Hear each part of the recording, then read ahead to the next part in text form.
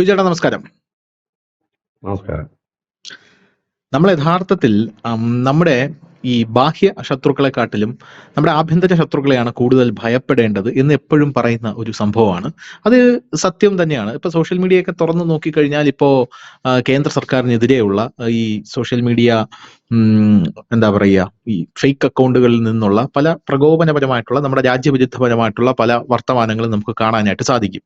അപ്പൊ കഴിഞ്ഞ ദിവസം പുറത്തു വന്ന ഒരു വാർത്ത എന്ന് പറയുന്നത് കർണാടകയിൽ ബജ്രംഗദൾ പ്രവർത്തകർ റോഡിൽ പാകിസ്ഥാൻ പതാക ഒട്ടിച്ചു വെച്ചു എന്നുള്ള വാർത്തകളാണ് പുറത്തു വന്നത്. ഈ പാകിസ്ഥാൻ പതാക അവിടെ റോഡിൽ ഒട്ടിച്ചു വെച്ചതിന്റെ പ്രധാനപ്പെട്ട കാര്യം എന്താണ്? അതിന്റെ മുകളിൽ കൂടെ ആൾക്കാർ ചവിട്ടി നടന്നു പോകണം എന്നുള്ളതാണ്. അപ്പൊ ചില മുസ്ലിം സ്ത്രീകൾ വന്ന് ഈ പാക് പതാക പറിച്ചെടുത്തുകൊണ്ട് മാറ്റുന്നത് നമ്മൾ അതിൽ കണ്ടതാണ്. പക്ഷെ ഇവിടെ വാർത്ത വന്നപ്പോൾ ആ വാർത്ത എന്താണ്? പാകിസ്ഥാൻ പതാക പ്രദർശിപ്പിച്ച് ബജ്രംഗദൾ പ്രവർത്തകർ 6 പേരെ കർണാടക പോലീസ് അറസ്റ്റ് ചെയ്തു എന്നാണ് വാർത്ത പുറത്തു വന്നത്. ഇപ്പോൾ ആസാമിലടക്കം ഇതിൽ പ്രതിഷേധിച്ചുകൊണ്ട് പാകിസ്ഥാൻ പതാക കത്തിക്കുകയും പാകിസ്ഥാൻ പതാക ഒട്ടിച്ചു വയ്ക്കുകയും ചെയ്യുന്നുണ്ട് ഈ റോഡിലൊക്കെ. കാരണം ആൾക്കാർ ചവിട്ടി മെതിച്ച് നടന്നു പോകട്ടെ എന്നുള്ളൊരു ആംഗിളിലാണ് ഇത് പോകുന്നത്. അപ്പൊ ഇത് ഇവർക്ക് വലിയ പ്രശ്നമാണ്. കേരളത്തിലുള്ള പല മാധ്യമങ്ങളും ഈ സുഡാപ്പി മാധ്യമങ്ങൾ, ഡൂൾ ന്യൂസ് പോലെയുള്ള ചില ഓൺലൈൻ പ്ലാറ്റ്ഫോമുകൾക്കാണ് ഈ വാർത്തകൾ ഇങ്ങനെ കൊടുക്കുന്നതിൽ അഗ്രഗണ്യരെന്ന് പറയുന്നത്. പോരാത്തതിന് നമ്മുടെ ഇന്ത്യൻ പതാക ഫുട്ബോളിൽ ചുരുട്ടി കാനഡയിലും ഓസ്ട്രേലിയക്ക് പുറകിൽ ഫുട്ബോൾ മാച്ച് ക്രിക്കറ്റ് മാച്ച് നടക്കുന്നതിന്റെ വെളിയിൽ ഖലിസ്ഥാനി ഭീകരർ ചവിട്ടി കളിച്ചപ്പോൾ ഇവർക്ക് ഈ വിഷമമൊന്നും വന്നത് ഞാൻ കണ്ടില്ല. ഇവർ ഒരു വാക്ക് പോലും പറയുന്നത് ഞാൻ കണ്ടില്ല. ഇവർക്ക് ചിലപ്പോൾ സന്തോഷമായിരുന്നായിരിക്കാം. പക്ഷെ പാകിസ്ഥാൻ പതാകയ്ക്ക് എന്തെങ്കിലും പറ്റിയ ഇവർക്ക് ഒരു വിഷമമാണ്. ഇനി രണ്ടാമത്തെ കാര്യം, ഇൻസ്റ്റാഗ്രാം റീൽസ് എടുത്ത് നോക്കിക്കഴിഞ്ഞാൽ അതിൽ പച്ചയ്ക്ക് പല ആൾക്കാരും വന്ന് പറയുന്നത് പാകിസ്ഥാൻ പതാക കത്തിക്കാൻ പാടില്ല എന്നാണ് പറയുന്നത്. എന്തിനാണ് ഇത് കത്തിക്കുന്നത്? എന്തിനാണ് അവർ പറയുന്നത് വളരെ ഭംഗ്യന്തരേണ ഷുഗർ കോട്ട് ചെയ്ത് ആണ് ഈ സംഭവം കടത്തിവിടുന്നത്. എന്തിനാണ് പാകിസ്ഥാൻ പതാക കത്തിക്കുന്നത്? ഇതുപോലുള്ള ഒരു പതാക നമ്മുടെ ഇവിടെ മുസ്ലിം ലീഗിനും ഇല്ലേ? ഈ ലീഗിന്റെ പതാകയാണ്, അതെന്ന് തെറ്റിദ്ധരിക്കില്ലേ? അപ്പൊ അതവർക്ക് വിഷമം ഉണ്ടാകില്ലേ? ഇങ്ങനെയാണോ ചെയ്യേണ്ടത്? അതൊരു പതാകയല്ലേ എന്നൊക്കെ പറഞ്ഞുകൊണ്ട് വളരെ വിഷമിക്കുന്ന ആൾക്കാരെ കാണും. ഇതൊക്കെ കാണുമ്പോൾ എനിക്ക് സത്യം പറഞ്ഞാൽ എന്താണ് നമ്മുടെ രാജ്യത്ത് നടക്കുന്നത് എന്നുള്ള ഒരു തോന്നലുണ്ടാകുന്നുണ്ട്. ആർട്ടിക്കിൾ 19 അഭിപ്രായ സ്വാതന്ത്ര്യം, അല്ലാതെ നമുക്കിപ്പോ എന്താണ് പറയേണ്ടതെന്ന് എനിക്കറിയില്ല. പിന്നെ രണ്ടാമതൊരു കാര്യം എന്ന് പറയുന്നത്, മറ്റേ വേട്ടാവളിയൻ രംഗത്തെത്തിയിട്ടുണ്ട്. ആരാ? ധ്രുവ് റാത്തി എന്ന് പറയുന്ന. ഏറെ കാലങ്ങൾക്ക് ശേഷം അവനൊരു ഇരയെ വീണ് കിട്ടിയത് കണക്കാണ് അവൻ രംഗത്തെത്തിയിരിക്കുന്നത്. അവൻ വീഡിയോ ഇട്ട് ഒരു ദിവസത്തിൽ ആ വീഡിയോ എനിക്ക് തോന്നുന്നു 19 മില്യൺ ആൾക്കാർ കണ്ടു. ഈ 19 മില്യൺ ആൾക്കാർ കണ്ട ആ വീഡിയോ ഇവിടെ അതിന്റെ പരിഭാഷപ്പെടുത്തി ഈ ജനങ്ങൾക്കിടയിലേക്ക് എത്തിക്കാൻ ആയിട്ട് ഇവിടെ മാധ്യമ പ്രവർത്തകരുടെ ബഹളമാണ്. പ്രധാനമായിട്ടും ഈ കശ്മീരിൽ അറ്റാക്ക് നടന്നപ്പോൾ ആ കശ്മീരിലെ അറ്റാക്ക് ഇവിടെയുള്ള ഭരണകൂടത്തിന്റെ തലയിൽ കെട്ടിവെക്കാനായിട്ട് അതിഭീകരമായിട്ടുള്ള ശ്രമം നടത്തുകയും രാജ്യവിരുദ്ധ പ്രവർത്തനങ്ങൾക്ക് കുടപിടിക്കുകയും ചെയ്യുന്ന ഒരു യൂട്യൂബർ കാനഡയിൽ താമസിക്കുന്നുണ്ട്. ഈ യൂട്യൂബറിന്റെ പ്രധാനപ്പെട്ട ജോലി എന്ന് പറഞ്ഞാൽ സുഡാപ്പികളുടെ ആസനം നക്കി കൊടുക്കുക എന്നുള്ളതാണ്. ഈ യൂട്യൂബർ ഈ കാനഡയിൽ താമസിച്ചുകൊണ്ട് ചുമ്മാ രാജ്യവിരുദ്ധമായിട്ടുള്ള ഇത്തരത്തിലുള്ള വീഡിയോകൾ പടച്ചുവിടുകയും അതിനെ വലിയ രീതിയിൽ ന്യായീകരിക്കുകയും ചെയ്യുന്ന കാണാം. അവർക്ക് സുഡാപ്പികളുടെ വലിയ രീതിയിലുള്ള പിന്തുണ കിട്ടുന്നുണ്ട്. ഇടയ്ക്ക് വെച്ച് സുഡാപ്പികളെ ഈ യൂട്യൂബർ ഒന്ന് തൊട്ടപ്പോൾ, അതായത് ജസ്റ്റ് ഒന്ന് സുഡാപ്പികൾക്കെതിരെ ഒന്ന് പറഞ്ഞപ്പോൾ വലിയ രീതിയിൽ സുഡാപ്പികൾ ഇവർക്കെതിരെ തിരിയുകയും പിന്നീട് ഇവർ അവരുടെ കാല് നക്കി മാപ്പ് പറയുന്ന കാഴ്ചയാണ് നമുക്ക് കാണാനായിട്ട് സാധിച്ചത്. അപ്പൊ ഇങ്ങനെ ഒരു സാഹചര്യം കൂടെ നമ്മുടെ നാട്ടിലുണ്ട് എന്നുള്ളതാണ്. കഴിഞ്ഞ ദിവസം ചേട്ടാ ധ്രുവ് റാത്തിയുടെ വീഡിയോ വന്നിരുന്നു. ഈ ധ്രുവ് റാത്തിയുടെ വീഡിയോയിൽ ധ്രുവ് റാത്തി പ്രധാനമായിട്ടും പറയാൻ ശ്രമിക്കുന്ന കാര്യം എന്ന് പറഞ്ഞു കഴിഞ്ഞാൽ ഈ കശ്മീരിലെ മുസ്ലിങ്ങളുടെ നന്മയാണ്. അവരുടെ നന്മയാണ് പറയാം. അവരുടെ നന്മയും കേന്ദ്ര സർക്കാരിന്റെയും കേന്ദ്ര ഏജൻസികളുടെയും തിന്മയുമാണ് സത്യം പറഞ്ഞാൽ ഇവർ പറയാനായിട്ട് ശ്രമിച്ചുകൊണ്ടിരിക്കുന്നത്. ഒരു എമ്പുരാൻ സിനിമയുടെ വേറൊരു വേർഷൻ പോലെയാണ് നമുക്ക് തോന്നുന്നത്. അതിൽ ധ്രുവ് റാത്തി ആദ്യം പറയുന്നത് അവിടെയുള്ള കുതിരക്കാരന്മാരെ കുറിച്ചാണ്. കുതിരക്കാരന്മാർ അവിടെ ഇവിടെ ഉള്ള വിനോദസഞ്ചാരികളെ രക്ഷപ്പെടുത്തിയ കഥയാണ് ഈ ധ്രുവ് റാത്തി അവിടെ പറഞ്ഞുകൊണ്ടിരിക്കുന്നത്. ആ കുതിരക്കാരന്മാർ മുസ്ലിങ്ങളാണ്, മറ്റതാണ് മറിച്ചതാണ് എന്നൊക്കെ പറഞ്ഞ് വലിയ രീതിയിലുള്ള ആക്രോശം ഇയാൾ നടത്തുന്നുണ്ട്. ഇന്ന് ന്യൂസ് ഇന്ത്യ മലയാളം ഒരു വാർത്ത പുറത്തുവിട്ടിട്ടുണ്ട്, ഇന്റലിജൻസ് റിപ്പോർട്ട്. അതിൽ ഒരു 18 പേരെ അവിടെ നിന്ന് അറസ്റ്റ് ചെയ്തിട്ടുണ്ട്. അതിൽ ഈ കുതിരക്കാരന്മാർ ഉൾപ്പെടെയുള്ള ഒരുപാട് ആൾക്കാരുണ്ട്. എല്ലാവരും കശ്മീരികളാണ്, അവിടെയുള്ള ടെററിസ്റ്റുകളെ സഹായിച്ചു എന്ന് പറഞ്ഞുകൊണ്ട് അറസ്റ്റ് ചെയ്തിട്ടുള്ളത്. അവരുടെ പേരൊന്നും ഞാൻ പറയുന്നില്ല. പേരൊക്കെ പറയാൻ നിന്ന് കഴിഞ്ഞാൽ ഇപ്പോൾ തീരത്തില്ല, അതുകൊണ്ടാണ് പേരൊന്നും പറയാൻ നിൽക്കാത്തത്. അതുപോലെ തന്നെ ഇവന്റെ പ്രധാനപ്പെട്ട ഒരു വാദം എന്ന് പറയുന്നത്, ഈ ബീഹാർ ഇലക്ഷൻ വരാൻ പോകുന്നു. ആ ബീഹാർ ഇലക്ഷനിൽ നരേന്ദ്രമോദി തോറ്റു കഴിഞ്ഞാൽ കേന്ദ്ര സർക്കാർ താഴെ വീഴും. കേന്ദ്ര സർക്കാർ താഴെ വീണാൽ ഭരണം കയ്യിൽ നിന്ന് പോകും. അതുകൊണ്ടാണ് ഇത്തരത്തിലുള്ള അതിഭീകരമായിട്ടുള്ള ഒരു അറ്റാക്ക് അവിടെ നടന്നത് എന്നാണ് ഇവർ പറഞ്ഞു പരത്തുന്നത്. ഇപ്പൊ എങ്ങനെയാണ് ഈ കാര്യങ്ങൾ ഈ ടൂൾ കിറ്റ് വഴി ഫ്രെയിം ചെയ്ത് കൊണ്ടുവരുന്നത് എന്നുള്ള ഒരു സംഭവം ഉണ്ടല്ലോ. അപ്പൊ ഇത് ഞാൻ ഇത്രയും ദീർഘമായിട്ട് ഒരു ചോദ്യം ചോദിച്ചത് ഈ ധ്രുവറാത്തിയുടെ വീഡിയോ കാണാത്ത ഒരുപാട് പ്രേക്ഷകർ നമുക്ക് കാണാം. അപ്പൊ ഇതാണ് അതിന്റെ കണ്ടന്റ് എന്ന് പറയാൻ എന്താണ് മറുപടി? അതായത് നമ്മുടെ ഇന്നിപ്പോ ഒരു 16ഓളം യൂട്യൂബ് ചാനൽ നമ്മുടെ രാജ്യം നിരോധിച്ചിട്ടുണ്ട്. BBC-ക്ക് നമ്മൾ നോട്ടീസ് കൊടുത്തു കഴിഞ്ഞു. പിന്നെ നമ്മുടെ ഇന്ത്യ വിരുദ്ധ വാർത്ത ചെയ്യുന്ന ഒരുത്തനും ഈ ഇന്ത്യയിൽ ഇല്ല എന്നുള്ളതാണ്. ഈ ധ്രുവറാത്തി ജർമ്മനിയിൽ ഇരുന്നിട്ടാണ് ഈ വാർത്ത ചെയ്യുന്നത്. നേരത്തെ പറഞ്ഞ ഏതോ യൂട്യൂബർ അവരും വിദേശത്തിരുന്നാണ് ചെയ്യുന്നത്. ഈ ഇന്ത്യ അതെ അതെ വിരുദ്ധ വാർത്തകൾ ചെയ്യുന്ന അല്ലെങ്കിൽ ഭരണകൂടത്തിനെതിരെ വാർത്ത ചെയ്യുന്നവരൊക്കെ വിദേശത്തിരുന്നാണ് ചെയ്യുന്നത്. അത് കണ്ട് കോൾമേർ കൊള്ളുന്നത് നമ്മുടെ നാട്ടിലുള്ളവരാണെന്നാണ് അങ്ങനെയാണ് അത് കാണുന്നത്. മുമ്പ് അതെ ഇതേ അതെ പണി തന്നെ നമ്മുടെ എസ് പി പി ഐക്കാര് അതേ രീതിയിൽ മുമ്പ് ചെയ്തിരുന്നു. അവര് ഗൾഫിലും മറ്റുമൊക്കെ ഉള്ള അവരുടെ ID വെച്ചിട്ട് യൂട്യൂബ് ചാനൽസ് ക്രിയേറ്റ് ചെയ്തിട്ട് അവിടെ നിന്ന് വീഡിയോ അപ്ലോഡ് ചെയ്യുന്ന രീതിയുണ്ട്. ഇപ്പൊ അതൊന്നും ഇല്ല. അപ്പം അത് ചെയ്യുന്നുണ്ട് സ്വാഭാവികം. അതായത് ശരിക്കും പറഞ്ഞാൽ ഇവരൊക്കെ ഇങ്ങനെ ധീരധീരം ഭരണകൂടത്തിനെതിരെ പോരടിക്കുന്നുണ്ടാണെങ്കിൽ അവർ ഈ നാട്ടിൽ വന്ന് നിന്നിട്ടല്ലേ പോരടിക്കേണ്ടത്. വല്ല നാട്ടിലും ഒളിച്ചും പതുങ്ങി ഇരുന്നിട്ട് വാർത്ത ചെയ്ത് ഇവിടെ ഉള്ളവരെ കോൾമേര് കൊള്ളിച്ചിട്ട് വല്ല കാര്യമുണ്ടോ? ഒരു കാര്യവും ഇല്ല. പകരം അവർ ഇവിടെ വന്നിരുന്ന് പോരാടണം. അല്ലെങ്കിൽ ഇവിടെ നിന്നിട്ട് ഇപ്പൊ ഭരണകൂടത്തിനെതിരെ ആണെങ്കിൽ ഇവിടെ നിന്ന് പ്രവർത്തിക്കാം. ഇവിടെ മാധ്യമപ്രവർത്തകർ പോരാടുന്നില്ലേ? നരേന്ദ്രമോദിക്ക് എതിരെ പറയുന്ന സമയങ്ങൾ നമ്മളടക്കം പറഞ്ഞിട്ടില്ലേ? ഈ ഭരണത്തിനെതിരെ അതെ അതെ പറഞ്ഞിട്ടില്ലേ? എല്ലാവരും പറയാറുണ്ട്.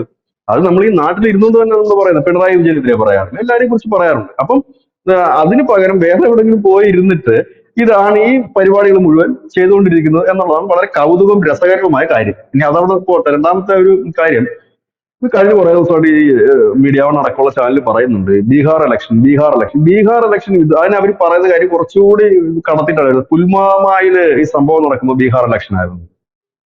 ഈ ബീഹാർ ഇലക്ഷൻ ഇതുമായിട്ട് എന്ത് ബന്ധമെന്നാണ് എനിക്ക് മനസ്സിലാകാത്തത്. കാരണം ബീഹാറിനേക്കാൾ കുറച്ചുകൂടി ഒരു ദേശീയമായി ആളിക്കത്തുന്ന ഒരിടം UP ആണ്, ഉത്തർപ്രദേശ്.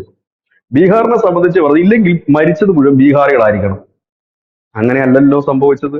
ദക്ഷിണേന്ത്യക്കാരില്ലായിരുന്നു കൂടുതൽ ഉണ്ടായിരുന്നത് ഇതിനകത്ത്. ഗുജറാത്തിലുള്ളത്, മഹാരാഷ്ട്ര, എല്ലാവരും ഉണ്ടായിരുന്നു. ബീഹാറികൾ ഉണ്ടോ എന്നുള്ള സംശയമാണ് ഇപ്പൊ കൊല്ലപ്പെട്ടത്.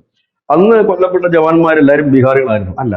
അപ്പൊ അതല്ല അതിന്റെ കാര്യം. കാരണം ഇപ്പൊ ഞാൻ ചോദിച്ചിട്ട് ഒരു ഇലക്ഷൻ ഒരു വിഷയം ആളെ കത്തണമെങ്കിൽ ഒരു വികാരം ഉണ്ടാകണമെങ്കിൽ ആ ജനങ്ങൾക്ക് ഒരു വികാരം ആ നാട്ടിലെ ജനങ്ങൾക്ക് ഉണ്ടാകണമെങ്കിൽ, ഒരു സ്റ്റേറ്റിലെ ജനങ്ങൾക്ക് ഉണ്ടാകണമെങ്കിൽ സ്വാഭാവികമായിട്ട് എന്താണ് വേണ്ടത്? അവിടെ ഒന്നുകിൽ ഒരു ദേശീയ വികാരം പെട്ടെന്ന് ആളിക്കത്തുന്ന ഒരു സംസ്ഥാനമായിരിക്കണം, ഇല്ലെങ്കിൽ ഒരു ഹിന്ദുത്വ വികാരം ആളിക്കത്തുന്ന സംസ്ഥാനമായിരിക്കണം, അല്ലെങ്കിൽ ഒരു ഇസ്ലാമിക വികാരം ആളിക്കത്തുന്ന സംസ്ഥാനമായി. അങ്ങനെ ഒരു സംസ്ഥാനമേ അല്ല ബീഹാർ. കുറഞ്ഞ പക്ഷം ബീഹാറിന്റെ പൊളിറ്റിക്സ് എങ്കിലും മനസ്സിലാക്കിയിട്ട് വേണം നമ്മൾ അത്തരം വാർത്തകൾ ചെയ്യാൻ. അത് സോഷ്യലിസ്റ്റുകളുടെ നാടാണ്. പ്രത്യേകിച്ച് അത്തരം പാർട്ടികൾ, പ്രത്യേകിച്ച് ജനതാദളിന്റെ ഒക്കെ ഒരു ഈറ്റെല്ലാം തന്നെയായിരുന്നു. ഇപ്പോഴും അവർ ക്ഷയിച്ചിട്ടില്ല, വളരെ ശക്തം തന്നെയാണ്. ലാലു പ്രസാദിന്റെ പാർട്ടി വളരെ ശക്തമാണ്. അവർക്ക് വളരെ വളരെ കുറച്ച് സീറ്റിനാണ് അവർക്ക് ഭരണം നഷ്ടമായത്. അപ്പം അങ്ങനെയൊക്കെ ഉള്ള ഒരു സംസ്ഥാനം, അവിടെ ജാതീയ പൊളിറ്റിക്സിന് വലിയ ഇമ്പോർട്ടൻസ്. ജാതി കളിയാണ് കളിച്ചെങ്കിൽ പിന്നെ നമുക്ക് പറയാൻ കഴിയും. അല്ലാതെ ഇങ്ങനെയുള്ള വികാരമൊന്നും അവിടെ എഫക്ട് ചെയ്യില്ല. ഒരുപക്ഷെ അങ്ങനെ ആയിരുന്നുണ്ടെങ്കിൽ മഹാരാഷ്ട്രയിലോ UP-യിലോ തെരഞ്ഞെടുപ്പ് ലക്ഷ്യമാക്കിയാണെങ്കിൽ പിന്നെ നമുക്ക് പറയുന്ന ഒരു ലോജിക്ക് ഉണ്ടെന്നെങ്കിൽ നമുക്ക് പറയാൻ പറ്റും. കാരണം ഏറ്റവും കൂടുതൽ സീറ്റ്, വലിയ സ്റ്റേറ്റ്, ഇത്തരം വികാരങ്ങൾ പെട്ടെന്ന് ആളിക്കത്തുന്നിടാം. ഈ ബീഹാറിൽ ഇവര് പറയുന്നല്ലോ, ഞാൻ ഒറ്റ കാര്യം വെച്ചിട്ട്, ഈ ഇത്രയും വിഷയങ്ങൾ ഈ രാജ്യത്ത് ഇപ്പൊ നടന്നുകൊണ്ടിരിക്കുന്നു. ബീഹാറിൽ എവിടെയെങ്കിലും നിന്ന് ഒരു കലാപത്തിന്റെ വാർത്ത നിങ്ങൾ കേൾക്കുന്നുണ്ടോ? ഒരു പ്രതിഷേധ പ്രകടനത്തിന്റെ വാർത്ത നിങ്ങൾ കേൾക്കുന്നുണ്ടോ? ഒരു കല്ലെറിയതിന്റെ വാർത്ത കേൾക്കുന്നുണ്ടോ? മുതലെടുക്കാനാണെങ്കിൽ അവിടെ അതല്ലേ നമ്മൾ ആദ്യം ചെയ്യുന്നത്. പ്രതിഷേധ പ്രകടനങ്ങൾ നടത്തുകയും കലാപം ഉണ്ടാക്കുകയല്ലേ നമ്മൾ ആദ്യം ചെയ്യുന്നത്. അങ്ങനെ എന്തെങ്കിലും കേട്ടിരുന്നു? UP കേട്ടിരുന്നു? എങ്ങും കേട്ടിട്ടില്ല. UP കേട്ടിരുന്നു? നമ്മളത് കേൾക്കുന്നില്ല. പകരം നമ്മളത് കേൾക്കുന്ന എവിടെ നിന്നാണ്? മമത ഭരിക്കുന്ന വെസ്റ്റ് ബംഗാളിൽ നിന്ന്, അതെ അതെ ആസാമിന്റെ ചില ഭാഗത്ത് നിന്ന്, കോൺഗ്രസ് ഭരിക്കുന്ന കർണാടകത്തിൽ നിന്ന്, ഇവിടുന്നൊക്കെയാണ് കേൾക്കുന്നത്. ശരിക്കും പറഞ്ഞാൽ അവിടെ മുസ്ലിം സമുദായത്തെ വഴിതിരിച്ചു വിട്ടി പ്രക്ഷോഭത്തിലേക്ക് നയിപ്പിക്കുന്നത് ആരാണ്? മമതയാണ്. കർണാടക സർക്കാരാണ്. അങ്ങനെയാണ് നമ്മൾ അതിനെ കരുതേണ്ടത്. അല്ല BJP ഇതുകൊണ്ട് എവിടെങ്കിലും മുതലെടുക്കുന്നതായിട്ട് ഒരു കാര്യമെങ്കിലും ഒരു ലോജിക്കലി നമുക്ക് ചിന്തിക്കാമല്ലോ. ഏതെങ്കിലും ഒരു സ്റ്റേറ്റിൽ അങ്ങനെ ചെയ്യുന്നുണ്ടോ അവര്? UP-യിൽ അങ്ങനത്തെ ഒരു കാര്യങ്ങളുമില്ല. ഇവര് ഈ പറയുന്ന ബജരംഗകൾ എന്നൊക്കെ പറയുന്നതൊക്കെ ശക്തമായ സംസ്ഥാനങ്ങളല്ലേ? UP, ദില്ലിയും മധ്യപ്രദേശും രാജസ്ഥാനും അടക്കം. അവിടെ എന്തെങ്കിലും പ്രശ്നങ്ങൾ ഉണ്ടായിട്ടുണ്ടോ? ഇല്ല. പക്ഷെ എവിടൊക്കെയാണ് പ്രശ്നങ്ങൾ നടന്നത്? അല്ല ബിജുട്ടാ, ഇത് ഒരു പ്രധാനപ്പെട്ട കാര്യം എന്ന് പറഞ്ഞു കഴിഞ്ഞാൽ ഈ നമ്മുടെ രാജ്യത്ത് 365 ദിവസം 28 സംസ്ഥാനമുണ്ട്. ഇതിൽ 365 ദിവസം ഏതെങ്കിലും ഒരു സംസ്ഥാനത്ത് ഒരു തെരഞ്ഞെടുപ്പ് നടക്കും എന്നുള്ള കാര്യത്തിൽ തർക്കമൊന്നുമില്ല. രണ്ടാമത്തെ കാര്യം, ഇവരുടെ വാദഗതികളൊക്കെ വളരെ വിചിത്രമാണ്. പൗരത്വ ഭേദഗതി നിയമം വന്നപ്പോൾ ഇവർ പറഞ്ഞത് കാര്യം എന്ന് പറഞ്ഞു കഴിഞ്ഞാൽ മതം പറഞ്ഞ ആൾക്കാരെ വേർതിരിക്കും. എങ്കിൽ പിന്നെ യൂണിഫോം സിവിൽ കോഡ് കൊണ്ടുവരാമെന്ന് പറഞ്ഞപ്പോൾ അംബേദ്കർ വരെ പറഞ്ഞിട്ടുള്ളതാണ് യൂണിഫോം സിവിൽ കോഡ് വേണമെന്ന്. അതും സമ്മതിക്കില്ല. എങ്കിൽ ഒരുമിപ്പിക്കാനും സമ്മതിക്കില്ല. അതും പറ്റത്തില്ല എന്നാണ് പറയുന്നത്. അങ്ങനെ വളരെ വ്യത്യസ്തമായിട്ടുള്ള വാദഗതികളാണ് ഇവർ നടത്തുന്നത് എന്നുള്ളതാണ് ഇതിൽ പ്രധാനപ്പെട്ട ഒരു കാര്യം എന്ന് പറയുന്നത്. അതാ ഞാൻ പറഞ്ഞത്. ഇതിപ്പോ ചുമ്മാ ഒരു ന്യായത്തിന് വേണ്ടി എന്തെങ്കിലും പറയണമല്ലോ എന്നുള്ള അല്ല, ഈ ലോജിക്കില്ല. നമ്മളൊരു കാര്യം പറയുമ്പോൾ അതിന് ഒരു ലോജിക്ക് ഉണ്ടാകണം. പിന്നെ നമ്മുടെ മാധ്യമങ്ങളുടെ ഒരു പതിവ് രീതി എന്ന് പറഞ്ഞു കഴിഞ്ഞാൽ രാജ്യത്തിനെതിരെ എന്ത് വന്നാലും അത് മുതലെടുപ്പിന് വേണ്ടി ഉപയോഗിക്കും എന്നുള്ളതാണ്. അതായത് പ്രത്യക്ഷത്തിൽ ഇവർ പറയുന്നത് മോദിക്കെതിരാണ്, ബി ജെ പിക്ക് എതിരാണ്. അല്ല, രാജ്യത്തിനെതിരെ തന്നെയാണ് ഈ വാർത്തകൾ എല്ലാം പോകുന്നത്. രാജ്യവിരുദ്ധത തന്നെയാണ് ഈ വാർത്തകൾ പോകുന്നത്. കാരണം ഇവിടെ നടക്കുന്ന വാർത്തകളെല്ലാം തന്നെ പാകിസ്ഥാൻ ഐക്യരാഷ്ട്രസഭയെ കൊണ്ടുപോയിട്ടില്ലേ? ഇവിടുത്തെ മലയാളത്തിന്റെ ഒരു ചാനൽ കാശ്മീരിൽ നടത്തിയ ഒരു ഇന്റർവ്യൂ ബൈറ്റ്, അതും അതെ. എടുത്തോണ്ടല്ലേ കാശ്മീരിലെ ഐക്യരാഷ്ട്രസഭയിലേക്ക് പാകിസ്ഥാൻ പോയത്. അപ്പൊ പാക് മീഡിയക്ക് ഉള്ള ഇന്ധനം നിറച്ചു കൊടുക്കുകയാണ് ഇന്ത്യയിലെ പല മാധ്യമങ്ങളും ചെയ്യുന്നത്. അതായത് ഇവിടുത്തെ സെക്യൂരിറ്റി ഫെയിലർ ആയിരുന്നു, പിന്നെ അതിന്റെ പിന്നിൽ ബി ജെ പി ആണ് എന്ന് പറയുമ്പോൾ ഇത് വെച്ചിട്ട് പാകിസ്ഥാനാണ് നേട്ടം ഉണ്ടാക്കുന്നത്, ലാഭം ഉണ്ടാക്കുന്നതൊക്കെ. പക്ഷെ കേൾക്കുമ്പോൾ എന്ത് തോന്നും? ഇത് ഞാൻ മുമ്പ് പറഞ്ഞതൊക്കെ ഉള്ളൂ. ഹിന്ദുക്കളെ അപമാനിക്കുകയില്ലെങ്കിൽ അവരെ തല്ലുക, ചോദിക്കുമ്പോൾ നിങ്ങളെ അല്ല, അത് സംഘികളെയാണ് ഞങ്ങൾ ഉദ്ദേശിച്ചത് എന്ന് പറയും. ആ മെത്തേഡാണ് ഇവിടെ അവർ ഉപയോഗിക്കുന്നത്. അത് എല്ലാവർക്കും അറിയാവുന്ന കാര്യമാണ്. രാജ്യം ഒന്നേ ഉള്ളൂ, അത് ഹിന്ദു ആയാലും ക്രിസ്ത്യൻ ആയാലും മുസ്ലിം ആയാലും സിഖ് ആയാലും ഒരു രാജ്യമേ ഉള്ളൂ. അപ്പൊ അതിന്റെ നിലപാടാണ്. അപ്പൊ അതിനെയാണ് ഇവരിങ്ങനെ ഈ രീതിയിലേക്ക് മാറ്റി. ഇത് എല്ലാവർക്കും മനസ്സിലാകുന്നില്ലെന്നുള്ളതല്ല, എല്ലാവർക്കും അത് മനസ്സിലാകുന്നതുകൊണ്ടാണ് ഇത്തരം നടപടികൾ എടുക്കണമെന്ന് പറഞ്ഞ് പരാതിയുടെ പ്രവാഹം തന്നെ പോകുന്നത്.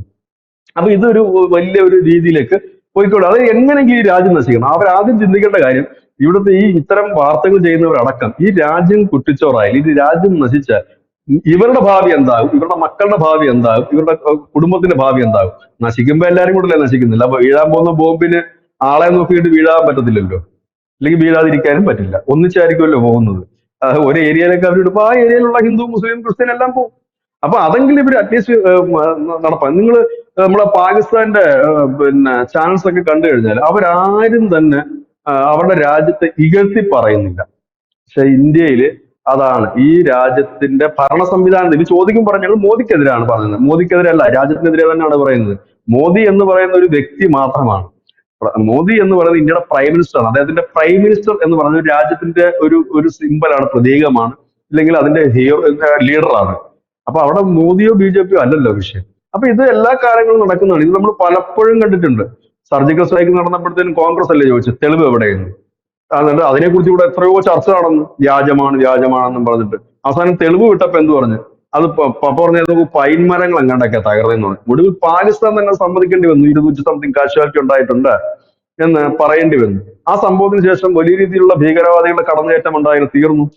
അല്ല, അന്ന് ഇങ്ങനെ ഒരുപാട് പൈൻമരങ്ങളുടെ മുകളിൽ കൂടെയാണ് ഈ ബോംബിട്ടതെന്ന് പറഞ്ഞാൽ ഈ കാനഡയിലുള്ള ഈ സുഡാപ്പി യൂട്യൂബർ മുൻപന്തിയിലായിരുന്നു. ഇവിടെയുള്ള നാട്ടുകാരെ മുഴുവൻ ഇത് ബോധിപ്പിക്കുന്നില്ല. പൈൻമരങ്ങളുടെ മുകളിലാണ് ഈ ബോംബിട്ടു എന്ന് പറയുന്നത്. ഇന്നത്തെ കാര്യം നോക്കിക്കഴിഞ്ഞാൽ നമ്മുടെ ഈ വിദേശത്ത് ലണ്ടനിലൊക്കെ ഇപ്പൊ പ്രതിഷേധം നടക്കുന്നുണ്ട്. ലണ്ടനിലൊക്കെ ഐ ആം ഹിന്ദു എന്ന പ്ലക്കാർഡുകൾ ഉയർത്തി പിടിച്ചുകൊണ്ട് പ്രതിഷേധങ്ങൾ അവിടെയുള്ള ഇന്ത്യക്കാർ നടത്തുന്നുണ്ട് എന്നുള്ളതാണ്. അതിനെ പല ഈ കോൺഗ്രസ്സുകാർ അധിക്ഷേപിച്ചുകൊണ്ടിരിക്കുകയാണ്. അവർ പറയുന്ന പ്രധാനപ്പെട്ട ഒരു കാര്യം എന്ന് പറഞ്ഞാൽ ഇവർ ഹിന്ദുത്വ തീവ്രവാദികളാണ്. ഐ ആം ഹിന്ദു എന്ന് പറഞ്ഞ് ഐ ആം ഇന്ത്യൻ എന്ന് പറഞ്ഞുകൊണ്ട് എന്തുകൊണ്ടാണ് ഇവർ പ്ലക്കാർഡ് ഉയർത്തിപ്പിടിക്കാത്തത്?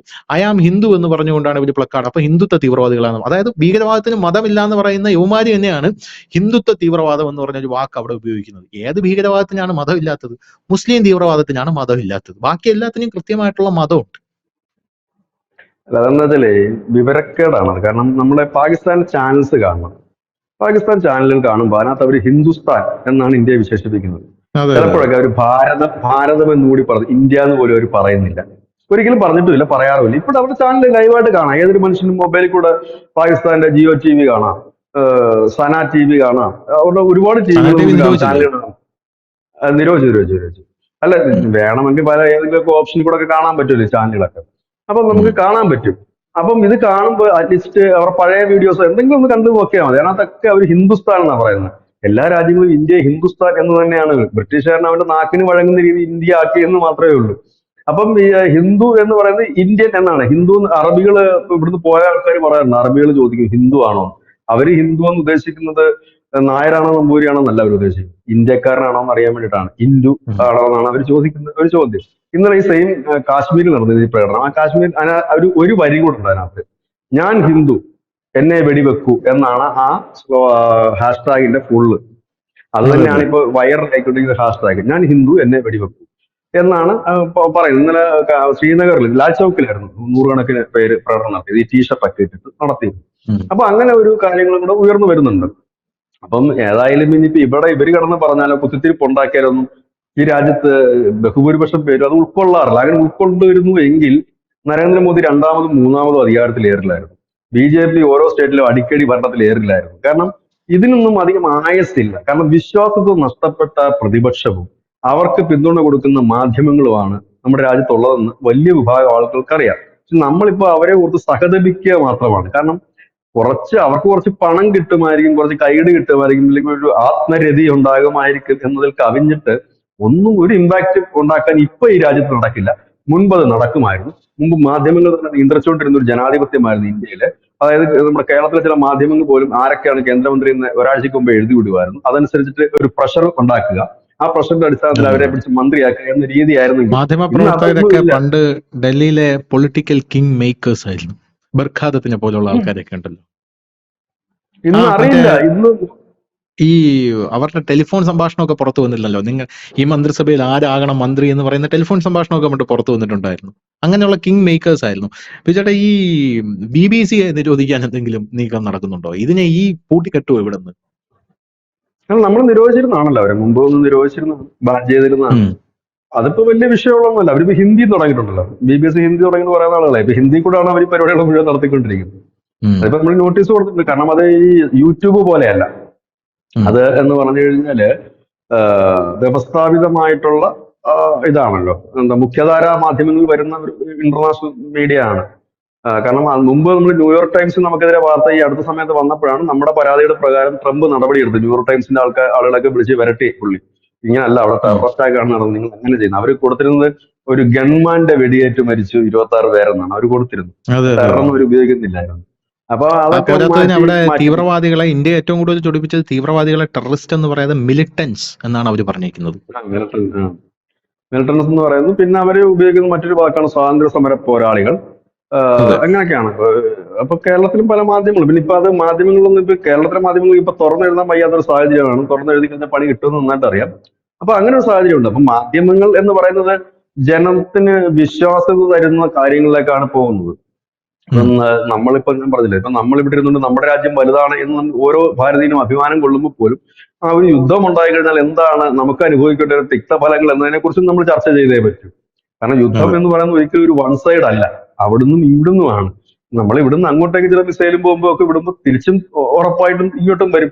അത് നമ്മുടെ രാജ്യത്ത് അതെ. ഏൽപ്പിക്കുന്ന ആഘാതം ചെറുതല്ല ആയിരിക്കില്ല. പാകിസ്ഥാനെ സംബന്ധിച്ച് അത് എന്തെങ്കിലുമൊക്കെ സംഭവിച്ചാൽ അവർക്ക് ടെൻഷന്റെ കാര്യമില്ല.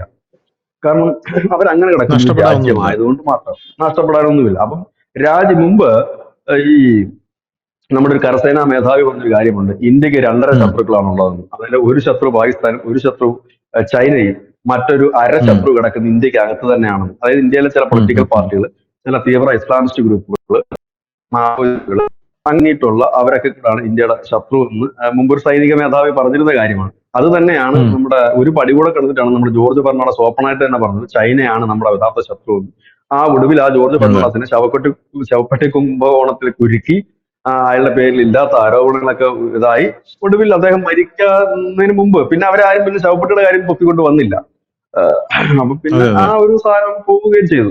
ഇപ്പൊ പിന്നെ അങ്ങനെയുള്ള ഉം. ആരോപണങ്ങളൊന്നും നിൽക്കില്ല. കാരണം ഈ സോഷ്യൽ മീഡിയ ഒക്കെ ആക്റ്റീവ് ആയതുകൊണ്ട് നിമിഷ നേരം കൊണ്ട് ജനങ്ങൾക്ക് സത്യം അറിയാൻ കഴിയും.